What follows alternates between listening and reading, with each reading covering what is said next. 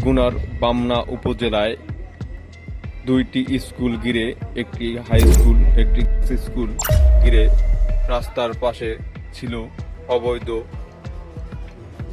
দোকানপাট ও দখলদারের নিয়ন্ত্রণে।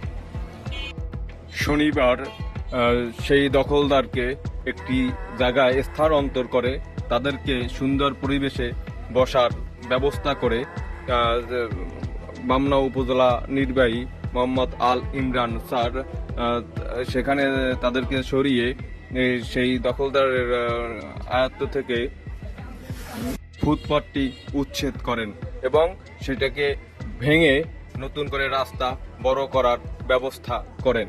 সেই ভাঙার কাজ বর্তমানে চলমান আছেন। সে যেখানে মোড়ে দোকান বাজছে সেই দোকানও যতটুকু বাজে ততটুকু ভেঙে সেই রাস্তা বড় করার জন্য এবং গাড়ির যাতে ঝামেলা না হয় সেই জন্য ব্যবস্থা করে যাচ্ছেন বামনা উপজেলা নির্বাহী অফিসার ইউনো মহোদয়।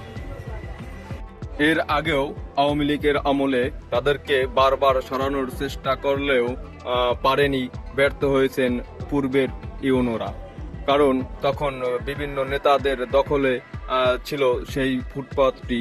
আসলে সেই জায়গাটা আজ বর্তমান ইউনো মহোদয় উচ্ছেদ করে প্রমাণ করে দিয়েছে।